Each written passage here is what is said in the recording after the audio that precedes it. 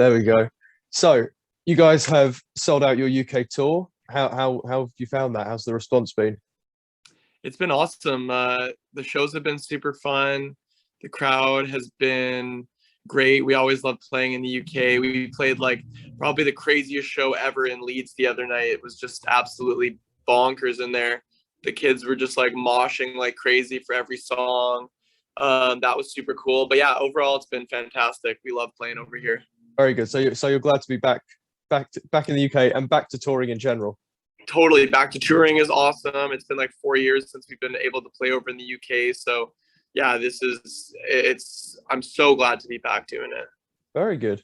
And your new album, obviously, it's a different sound. It's very country.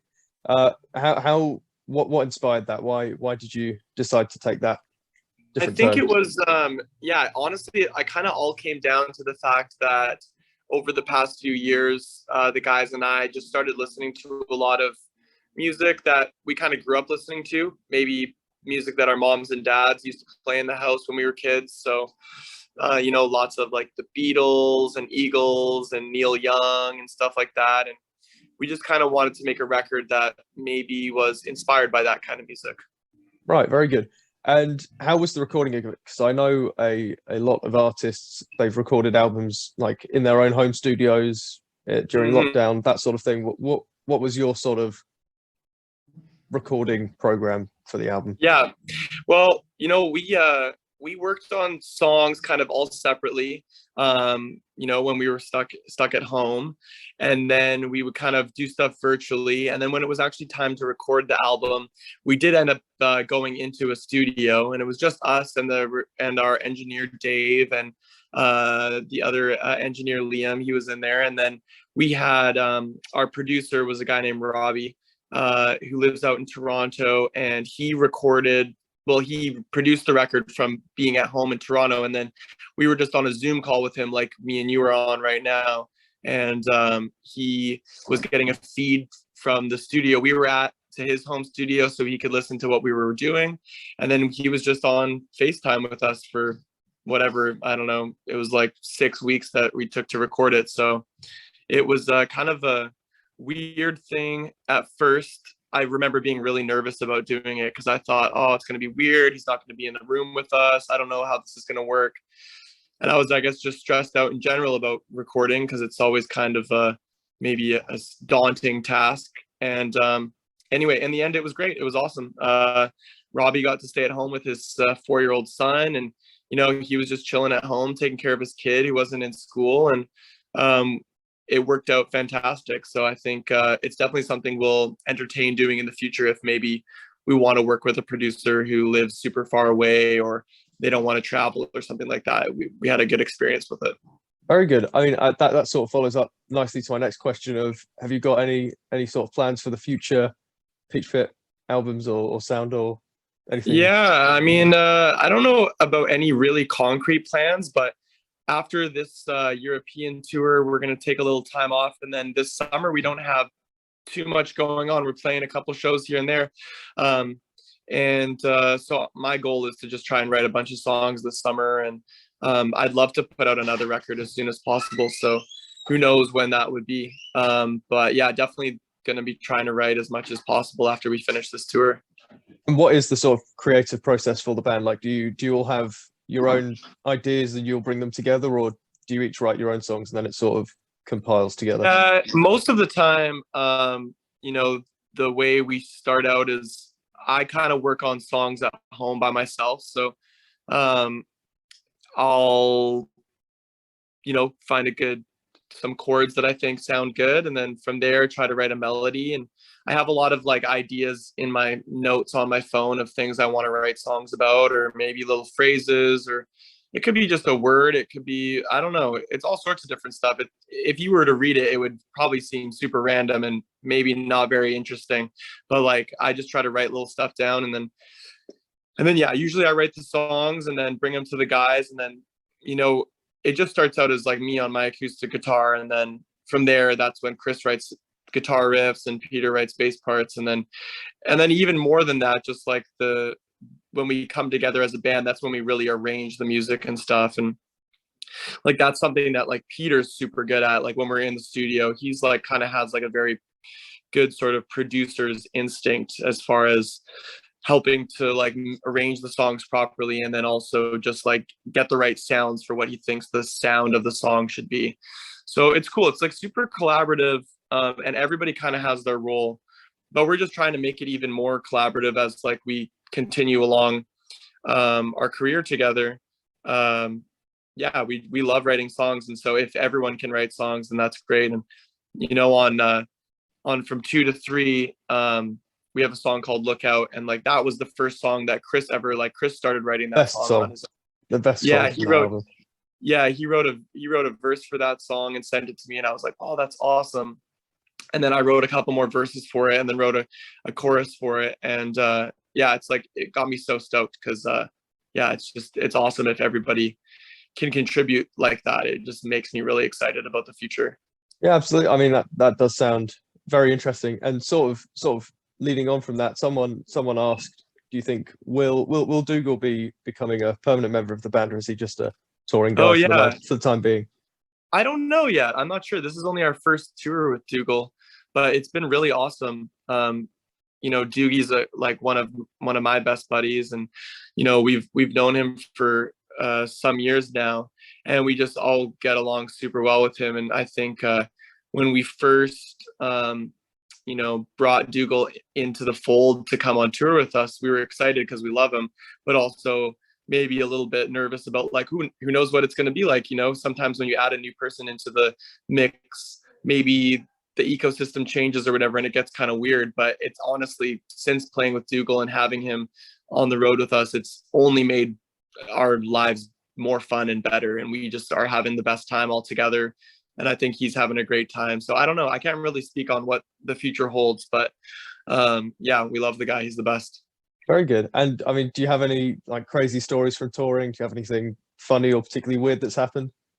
Yeah, let me think. What have we done? Well, you know, we just finished our North America tour a couple weeks before we hopped over to the UK, and that was really fun for us because over in North America, it was our first time touring in a tour bus, so that was really cool. You know, there was, you know, the five of us in the band, and then we had four crew members with us, and we've all got our little bunk beds in the tour bus, and you know, we're sleeping in this bus overnight and partying till, you know, 3 or 4 in the morning every night, like hanging out, smoking weed, listening to music, playing video games and stuff. And I mean, I'm not trying to think if anything particular crazy happened. It was just really fun. I don't know, we just like had a ton of laughs, and you know, would stay up late and get late night shitty food. And I don't know. It was awesome, man. It was like the most fun thing I've ever done in my whole life. So yeah, it was sweet. How does it compare to other tours that you've done? Is this sort of the most fun that you've had so far, or? Yeah, well, I think especially because of not being able to play shows for a few years there, that was pretty crazy and a little bit scary because it was for the first time where it was like, oh shit, like from no fault of our own, we are not allowed to play shows right now. And when that gets taken away from you, it's pretty scary. And then you know, after everything opened up again, I think we were like, okay, I don't want to take this for granted anymore. Like, this is supposed to be awesome. It's supposed to be fun. Like, let's really try to enjoy ourselves and don't take anything too seriously. And like, you know, our main goal when we're out on the road and playing shows and stuff is to have a good time with each other and have fun. And so, yeah, it was definitely was the best tour so far. I mean, also just because the shows are getting bigger than they ever have been before for us. So, you know, the more people coming to the shows, it really is more fun for us. So, yeah, it's been cool. Very good. And these are some slightly more obscure questions, I guess. Sure. I reached out to Tim Clapp to ask if Oh, nice. he had any cool stories. And one of the questions is, why do you get called Nini? Is it because Leicester? Is it because he used to live across from the chicken shop? That's funny. Why do I get called Nini? I don't know. I think actually the first person to ever call me Nini was our first manager. And I don't know.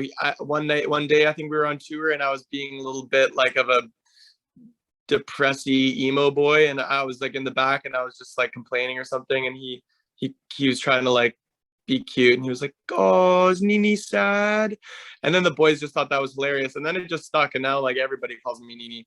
I don't know. I'm not sure. I never had it when I was growing up. Nobody ever called me that when I was a kid. And so I never really had a nickname. Neil's kind of a hard one to nickname. It's already short enough. So I don't Nini know. is perfect. Yeah. Um, Peter's ponies. What's that about? Tim asked me to ask about Peter's ponies. Does he have horses? Oh yeah, Peter's ponies. Yeah, sorry, I didn't hear what you said there. Yeah. Peter has Peter has a little farm that he lives on kind of out in the country just close to Vancouver. It's like only like a 45-minute drive away from where I live. So in Canadian terms, that's not that far. Because you know Canada's so big. I feel like in the UK when you're like 45 minutes, you're like that's fucking 5 cities away. But like, you know, anyway, so he lives over on this little farm and he's got two miniature ponies that they have. They're basically just like dogs. They have to take them for walks and stuff. They're super cute. I actually haven't even met them yet. They only got them maybe a couple months ago, but I haven't been out to his farm since they got them. So I need to meet them too. Okay. And Tim also asks if he or your tour manager look more like Steve Aoki. Yeah. Tim looks more like Steve Aoki for sure. I don't know. It's Steve. Do you know who Steve Aoki is? He's like a DJ. He's a producer, isn't he? Yeah, he's a producer. And anyway, he's half Asian. Tim's half Asian. Our TM's half Asian, and they all have long black hair and long beards. And so yeah, I think Tim actually gets mistaken for Tim Aoki like very frequently. People come up to him and ask him for a picture because they think he's Steve Aoki. And I think my final question is my housemate and dear friend Christian, who actually helped me organize this interview. He always closes his interviews by asking the artist or band what their favorite meal deal is. Do you guys get meal deals over in Canada? What's a meal deal? Maybe we do. Can you explain it to me? So if you're at Tesco or Yes. you'll have a little sort of section where they'll sell sandwiches and drinks and a little snack, and the meal deal is your sandwich, your drink, and your snack. Oh, nice. What's okay, your go-to? And what is your go-to meal deal? We do have something kind of like that. Except that maybe it's not like a sandwich, but it's more like something your mom. There's like a section in the superstore in the supermarket where your mom would go, and she could pick up like a fried chicken and like 2 liters of Coke and like a side of mashed potatoes or something for like $12. So I think my favorite like meal deal that you get from the supermarket would probably be meatloaf. I really like meatloaf. It's a delicious treat. And maybe a 2 liter of Coke and mashed potatoes. That's why I would get that from the Safeway. I think it's probably like $10 for that. And it probably feeds like 4 people. So definitely the meatloaf meal. Great. Well, thank you very much. I think that's all the questions that I have. I mean, do you have anything else you want to say? No, man. Great interview, Matt. Can't believe it's your first interview. I think you did a fantastic job, and I think you should stick with it because you did great. Brilliant. Thank you very much. Right on, bro.